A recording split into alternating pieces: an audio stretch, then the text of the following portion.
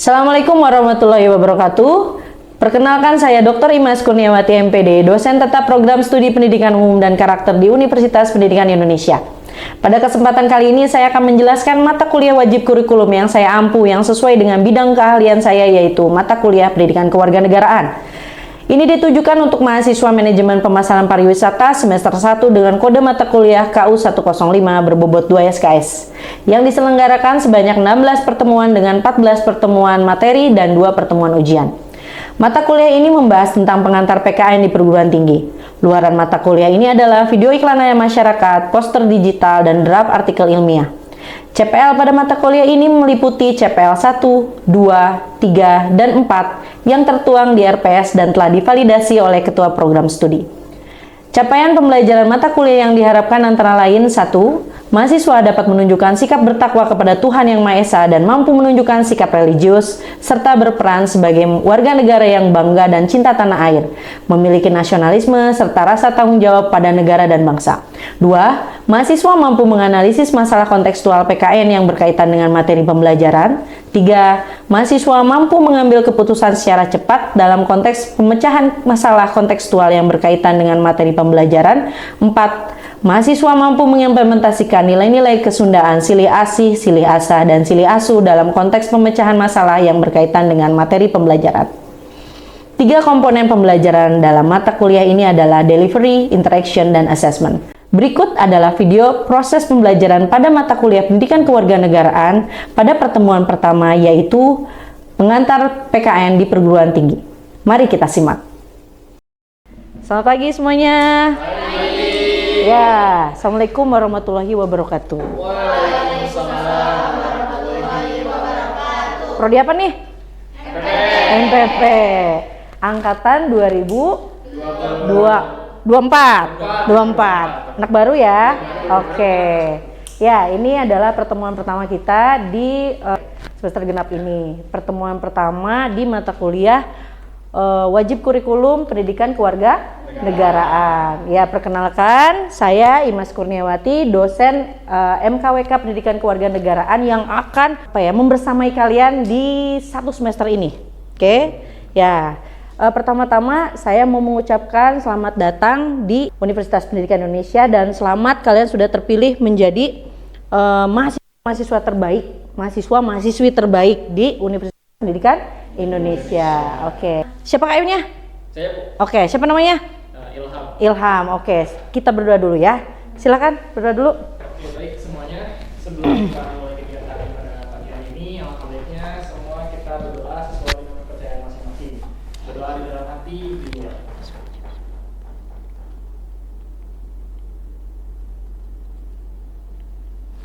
Berdoa dicukupkan. Oke. Ya. Ini pertemuan pertama kita di kelas ini. Ya, perkenalan dulu ya barangkali ya. Ada yang nggak hadir? Ada yang nggak hadir. Oke, aman lah ya kalau kayak gitu mah. Nanti aja kalau misalnya ini kesepakatan dari awal kita ya di perkuliahan pertama kita untuk 1 semester ke depan, 16 pertemuan ke depan, nanti ada kesepakatan kita di kelas ya dengan saya, yang pasti pakaian rapi, harus pakai kemeja, ketika belajar tidak bermain handphone, disimpan dulu handphonenya, di silent dulu handphonenya, lalu apalagi ya, nantilah kesepakatan berikutnya kita sepakati bersama. Oke, nih ini pengantar memahami pendidikan kewarganegaraan di perguruan tinggi. Ini sebelumnya saya mau menanyakan nih, kalian sudah pernah belajar PKN sebelumnya? Pernah. Oke, ada yang memberikan pengalaman? Saya, Bu. Oke, silakan. Siapa namanya? Zaki. Kalau untuk semasa SMP itu, Ya. kewarganegaraan, saya lebih ke lebih banyaknya tugas membuat video sih. Oh gitu. Ya, jadi misalnya mengenai tata krama di sekolah, peraturan di sekolah, menaati peraturan di sekolah dan lain sebagainya. Oke, menarik nggak menurut kamu? Ada membuat video-video perjalanan dan lain sebagainya. Oh, oke, good. Keren. Menarik nggak menurut kamu kalau kayak gitu? Menarik, Bu. Menarik. Having fun aja belajarnya. Oke, sip. Terima kasih. Ada lagi? Boleh. Siapa namanya? Ananda Riani. Ananda, boleh?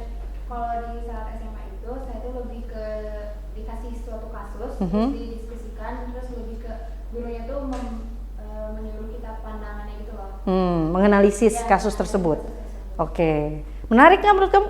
Sangat menarik. Wah, menarik. Ada yang menurut kalian waktu sekolah kalian PKN itu nggak menarik? Ada nggak pengalaman lain? Oke, siapa namanya? Namanya Yumna. Oke, Yumna. Gimana Yumna PKN-nya dulu? Kalau dulu itu gurunya jarang masuk juga. Mhm. Terus secara pematerian juga si bapaknya itu kurang apa ya, menjelaskan gitu. Jadi Oke. kitanya kurang mendapatkan. Kurang greget gitu ya. Oke. Ada tugas yang menarik nggak waktu itu? Enggak ada. Nggak ada. Oke. Terima kasih. Terima kasih. Ada lagi? Satu orang lagi boleh? Boleh. Silakan. Siapa namanya? Dia. Dia.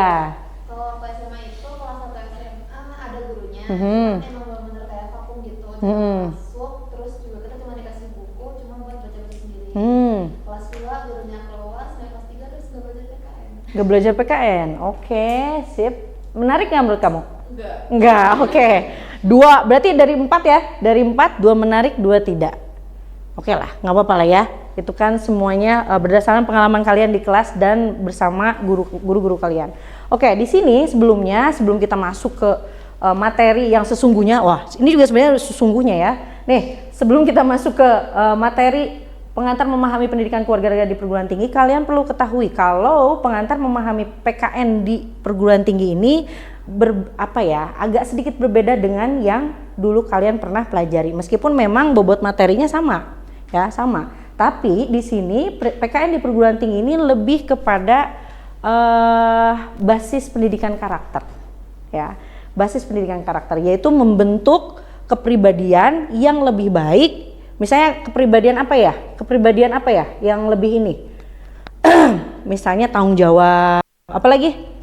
Disiplin, apa lagi? Terus etika. Etika, apa lagi sayang? Apa lagi? Hah? Sopan santun ya, masuk ke etika ya. Oke, good. Jadi di sini pengantar memahami PKN di perguruan tinggi ini lebih kepada pendidikan karakter yang untuk bisa mengembangkan karakter, tanggung jawab dan lain sebagainya dari mahasiswa, karena perpindahan dari sekolah SMA ya, SMA ke perguruan tinggi ini pasti banyak transisinya ya. Maka dari itu disinilah peran PKN di perguruan tinggi yang notabene MKWK ya. MKWK itu mata kuliah wajib kurikulum ini yang harus bisa membentuk karakter mahasiswa. Oke, lanjut ya. Bismillah. Nah, di sini nih. Belajar PKN ini pada dasarnya adalah belajar tentang keindonesiaan. Seperti apa sih keindonesiaan menurut kalian? Belajar tentang apa sih Indonesia? Ya, Cung. Negara. Siapa namanya? Safira, Ibu. Safira. Menurut kamu? Jadi ini tuh untuk kita menjadi lebih tahu tentang kenegaraan kita. Tentang negara Indonesia. Apalagi yang lebih ini tentang Indonesia, lebih spesial tentang Indonesia apalagi? Tentang pemerintahan yang ada di Indonesia. Pemerintahannya hampir sama, apalagi? Tentang sejarahnya juga, Bu. Sejarahnya, historisnya, apalagi? Hak asasi mungkin itu. Hak asasi, oke, apalagi? Budaya. Budaya, good, apalagi? Hukum-hukum yang berlaku. Hukum-hukum yang berlaku. Oke, bisa belajar tentang Indonesiaan itu bagaimana kita mempelajari tentang Indonesianya, budayanya, karena Indonesia itu kaya ya, sumber daya alamnya dan sebagainya. Dan berikutnya juga belajar menjadi manusia yang berkepribadian Indonesia. Menurut kalian manusia yang berkepribadian Indonesia itu yang seperti apa? Yang seperti nasionalisme tinggi. Jadi setiap misalkan kalau di sekolah tuh hari Senin tuh harus mengikuti upacara. Oke, good. Mempunyai nasionalisme yang tinggi, rasa nasionalisme. Apalagi? Mengamalkan nilai-nilai Pancasila. Mengamalkan nilai-nilai Pancasila. Good. Apalagi? Satu orang lagi boleh. Gotong royong, Ibu, bekerja sama. Gotong royong atau bekerja sama, berkolaborasi juga ya. Oke, good. Oke, berikutnya juga membangun rasa kebangsaan dan cinta tanah air. Ya, tadi nasionalisme ya. Bagaimana cara kita untuk bisa memupuk rasa nasionalisme. Lalu berikutnya membekali pengetahuan dasar, baik itu etika dan berpikir kritis. Berpikir kritis ini seperti apa? Berpikir kritis kritis. Mhm. Kalau di kita sendiri di pariwisata kita lebih ke mengkritisi atau enggak melihat gitu ya apa ada negatif ataupun positifnya dari suatu kebijakan. Terus yang kedua kita juga bisa menilai baik dan buruknya gitu dalam menyikapi suatu kasus misalnya. Terus kita juga bisa melihat SWOT analisis kekuatan dan kekurangan dari suatu pariwisata. Oke, good. Wah, lengkapnya. Kalau etikanya, pengetahuan dasar etika dari MPP atau pariwisata apa nih? Sebenarnya utamanya gini Bu, kan MPP itu akan berhubungan dengan wisatawan Ya. dan rekan kerja. Ya. Nah, etika di sini adalah bagaimana cara kita berkarakter, membranding diri kita supaya bisa diterima oleh masyarakat dan juga para wisatawan itu. Gitu, bagaimana cara kita menerapkan sabta pesona. Ya, Sabta Pesona. Ya. Saya baru dengar lagi ya Sabta Pesona. Oke, itu ya membekali pengetahuan dasar etika baik itu etika maupun berpikir kritis. Berikutnya menumbuhkan rasa kerjasama itu tadi yang kolaborasi. Lalu berikutnya memahami kebinekaan atau keberagaman. Ya, iya. Karena kan kita beragam ya. Iya. Berikutnya membantu solusi untuk mengatasi bidang studi dalam mengaplikasikan ilmu. Ini kaitannya dengan bagaimana. Ini kenapa? Nih pasti mahasiswa selalu bertanya seperti ini. Kenapa sih kok kita anak MPP atau anak pariwisata harus belajar PKN? Apa kita akan menjadi guru PKN? Enggak dong. Iya, enggak. Bukan belum tentu, memang enggak dong. Enggak dong. Lalu apa dong kaitannya dengan kenapa saya harus belajar MKWK PKN? Kaitannya dengan program studi kalian. Ada yang mau menjawab? Saya Bu. Boleh, Jadi, ilham lagi. Terkait karakter kita, kan Oke. saya jelasin bahwa PKN ini akan menghubungkan dengan bagaimana cara menjadi seorang yang berkarakter. Terus yang kedua adalah tentang kebijakan-kebijakan hukum negara. Tentunya pariwisata punya dasar hukum atau landasan secara yudikatifnya. Nah, kita juga harus tahu tentang kebijakan-kebijakan apa saja sih yang berlaku di pariwisata. Gitu Bu. Terus yang ketiga, bagaimana cara kita menerapkan terkait hal-hal yang berlaku di suatu negara, terkait hukumnya, terus keunggulan dari negaranya, dan memang lebih ke norma-norma yang berlaku nih, supaya bisa menjadi pribadi yang mencerminkan karakter Indonesia. Karena kan pariwisata itu sebagai cerminan utama dalam membranding ke orang-orang luar negeri gitu, Bu. Orang-orang asing gitu. Dimana kita memang disebut sebagai orang yang ramah tamah dan memang berkarakter ini. Jadi karakter di Indonesia itu sangat penting gitu, Bu. Iya, betul. Good, terima kasih. Oke, berikutnya juga itu tadi ya, membantu solusi mengatasi bidang studi dalam mengaplikasikan ilmu. Ya, ini kaitannya dengan kenapa sih kita belajar PKN di profesi pariwisata. Berikutnya, pengalaman manusia secara universal mempelajari nilai kemanusiaan, hak dan itu udah pasti kita bisa menghargai hak dan kewajiban diri sendiri ataupun orang lain. Nah, berikutnya ini yang utama sih sebetulnya, menjadi warga negara yang baik, to be a good and smart citizen, ya, menjadi warga negara yang baik, terdidik dan cerdas. Oke, berikutnya juga ini MKU nih, ini ada dasar hukumnya, nanti yuridisnya ada. MKU merupakan sebenarnya bukan MKU ya, MKWK sekarang sudah diganti. Ya, mata kuliah wajib kurikulum, yaitu di dalamnya ada agama, Pancasila, pendidikan kewarganegaraan dan bahasa Indonesia. Oke, berikutnya slide berikutnya. Oke, nah ini konsep PKN-nya. Ini ada etimologis kalau PKN itu dibentuk dari dua kata, pendidikan dan kewarganegaraan. Berikutnya ada yuridisnya. Ini sudah pasti amanah undang-undang tentang perguruan tinggi nomor 12 tahun 2012, bahwa di situ termaktub di setiap perguruan tinggi kurikulum pendidikan tinggi itu wajib memuat mata kuliah, 4 mata kuliah ini. Agama, Pancasila, kewarganegaraan dan bahasa Indonesia. Kalau secara teoritisnya itu konsep PKN menurut para ahli. Nanti kita bukunya ya, buku panduannya itu saya akan kirim melalui WhatsApp grup ya. Nanti akan ada e-book ya, e-book tentang pendidikan kewarganegaraan. Nah, di sini tentang pengertian pendidikan kewarganegaraan. Ini sudah pasti dalam undang-undang NKRI bahwa pemerintah mengusahakan dan menyelenggarakan satu sistem pendidikan nasional yang meningkatkan keimanan, ketakwaan, serta akhlak mulia dalam rangka mencerdaskan kehidupan bangsa yang diatur dengan undang-undang, itu pasal 31.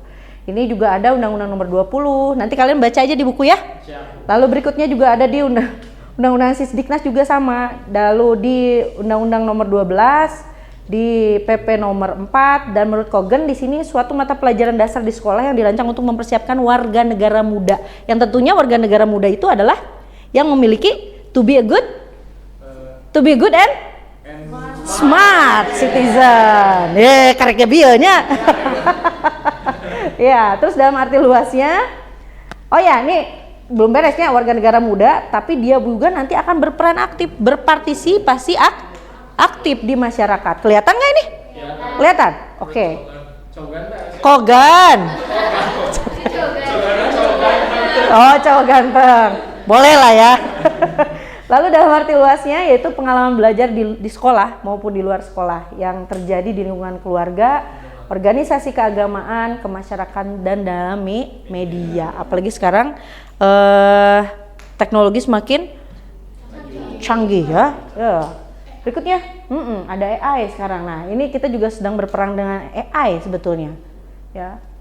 Oke. Ada kompetensi PPKN, Pendidikan Kewarganegaraan. Ini menurut Branson tahun 98, PKN itu mengembangkan civic knowledge, civic disposition, civic skill. Ya. Nah, kalian tuh bukan hanya harus mengerti PKN itu apa, tetapi kalian juga harus menerapkan, yaitu melalui sikap juga. Menerapkan juga harus mempunyai keterampilan.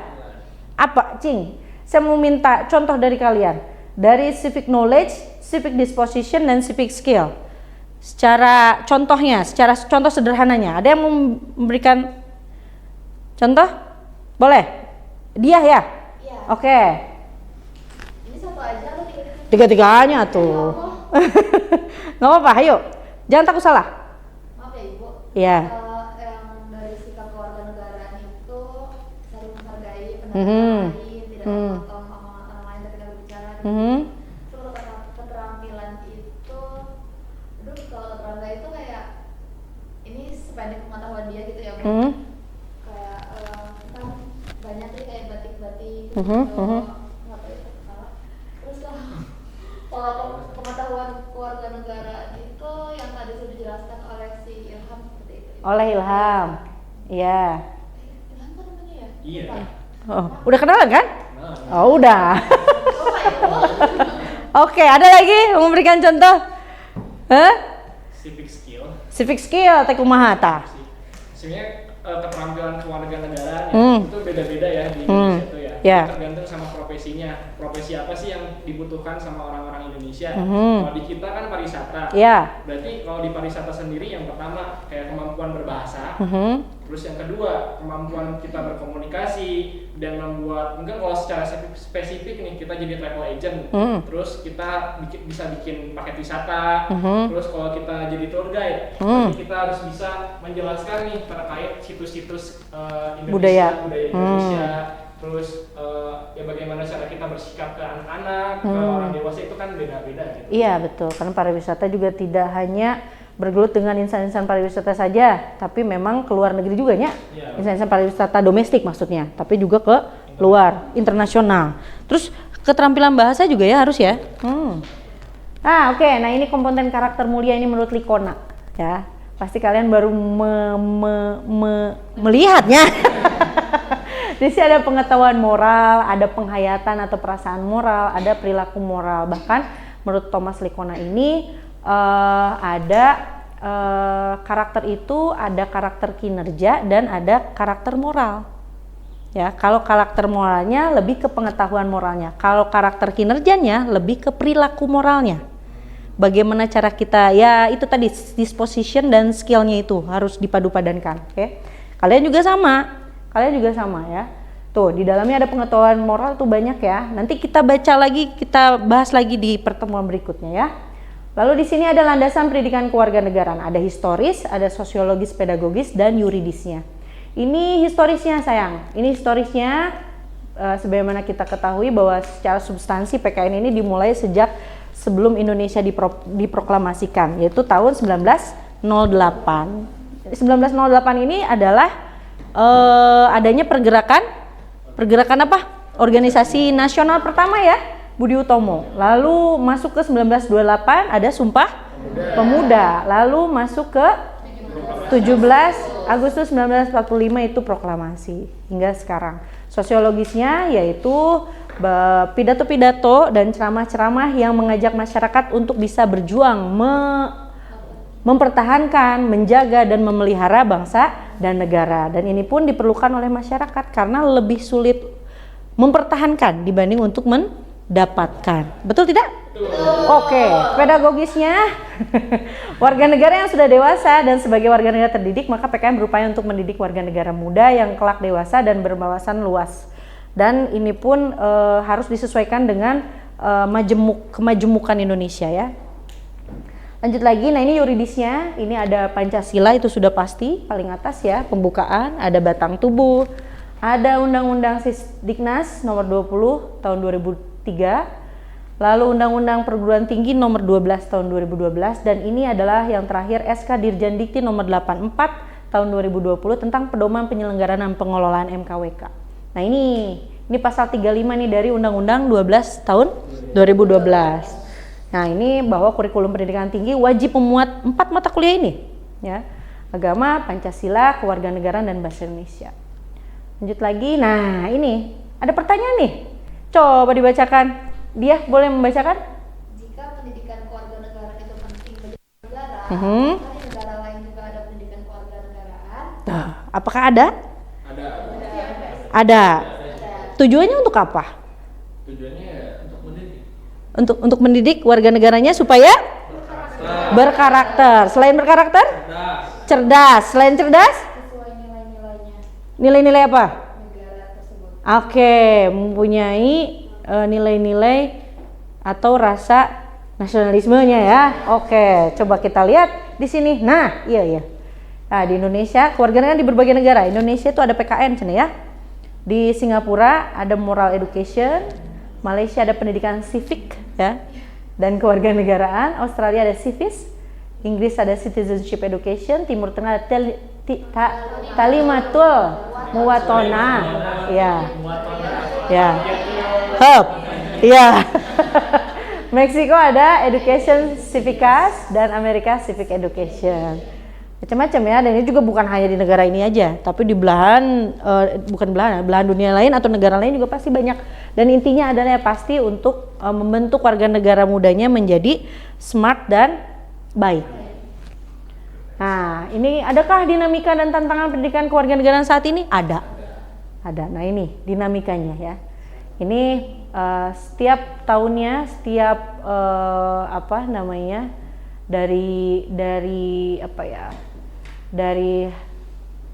dari dulu sampai sekarang bahwa kenyataannya PKN ini mengalami banyak perubahan, baik itu tujuannya, orientasi, substansi, materi, metode, hingga sistem evaluasi. Lalu di sini juga ya betul kondisi masyarakat yang semakin majemuk, disintegrasi etnik ya, disintegrasi bangsa, budaya dan sebagainya.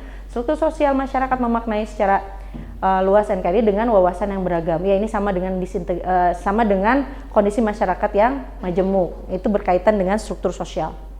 Berikutnya, nah ini era globalisasi ditandai dengan perkembangan iptek cene ya. Ini tantangannya ya sayang ya.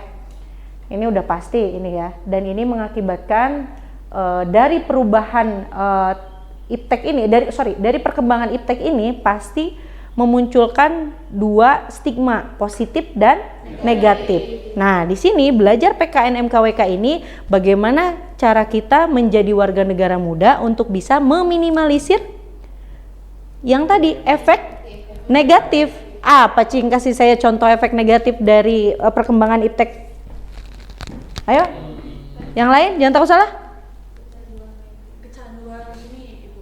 Biasanya kan kalau di zaman saat ini tuh lagi marak-maraknya AI ya. Ya. Jadi kadang tuh banyak juga dari siswa atau mahasiswa yang terlalu bergantung pada AI. Ya betul ya. Nah, terus apa lagi? Jadi kumaha tuh kalau supaya kita tidak bergantung dengan AI? Lebih banyak-banyak baca buku aja nih Bu. Wih, mantap. Ya gitu. Ada lagi sayang perilaku negatifnya? Ayo, banyak atuh. Ayo. Iya, apa sok atuh? Ya, contoh contohnya gitu. Ketika kita scrolling sosial media. Iya. Waktu yang sudah terbuang gitu. Betul. Guna gitu waktunya. Oh. Bisa dimanfaatin. Oke. Terus yang kedua ada istilahnya brain rot. Iya, Ya, brain rot. Jadi itu tuh pembusukan otak gitu. Dimana kita tuh terlalu fokus dengan isu-isu terkini, jadi jatuhnya FOMO lagi gitu. Oke, si FOMO lagi. Oke, jadi itu ya. Jadi melatih generasi muda supaya bisa berpikir kritis. Masih banyak ya perilaku negatif teh, banyak. Dan berperilaku demokratis sesuai dengan nilai-nilai Pancasila. Itu tantangannya. Nah, ini dampak dari era globalisasi bagi warga negara. Ini kita jadi punya tipe-tipenya sayang. Ada satu tipe warga negara yang spons citizen. Tidak memiliki pendidikan. Spons. Apa busa? Iya. Terbuka pendirian cenah. Terus ada juga yang tipe batu, sulit menerima pandangan orang lain. Ini banyak. Stone citizen. Kepala batu ya. Lalu ada generator citizen. Ini apa ini? Warga negara baik dan ideal, mampu beradaptasi aktif dan menjadi warga negara cerdas dan baik. Kalian yang mana? Kalian yang mana? Pasti pedenya generator citizen cenah gitu. Iya. Ya ini nih ada sedikit ini tujuan pendidikan itu mempertajam kecerdasan, memperkukuh kemauan serta memperhalus perasaan. Itulah pendidikan karakter. Ya terima kasih. Oke, ini nih ada bukan sedikit ya. Ini ada tugas responsi ya. Ini kalian nanti akan mengerjakan ini, ada waktu sedikit lah ya. Kita kerjakan. Nomor 1 itu tentang urgensi PKN dengan profesi Anda nanti ya. Lalu berikutnya ada sebutkan masalah-masalah kewarganegaraan juga nih, terutama kalian sebagai generasi muda yang tak sejalan dengan Pancasila dan konstitusi. Lalu bagaimana solusinya? Cari solusinya. Yang ketiga berkenaan dengan profesi Anda profesi Anda di kelas. Kelak deh itu salah. Jelaskan kontribusi PKN-nya juga. Lalu bentuk kontribusinya seperti apa. Oke. Nah, ini untuk tugas yang akan dikumpulkan minggu depan. Oke. Nah, ini tentang kalian menganalisis video ya. Menganalisis video. Dianalisis itu linknya. Nanti kalian analisis, tulis konsep-konsep penting dalam video tersebut. Lalu lakukan refleksi atas pemaparan materi dalam video tersebut. Lalu kemudian kalian hubungkan analisis dengan fenomena saat ini. Bisa dipahami? Oke. Nah, satu halaman tidak boleh lebih ya. Oke. Do it love tuh bawahnya ya. Biasa ya. Oke. Itu aja sih dari saya. Untuk hari ini ada pertanyaan? Ada pertanyaan? Nanya nggak? Apa ya? Aku pengen nanya Bu. Boleh? Kamu pengen nanyanya nanti kedepannya kita bakal ngapain aja gitu Bu?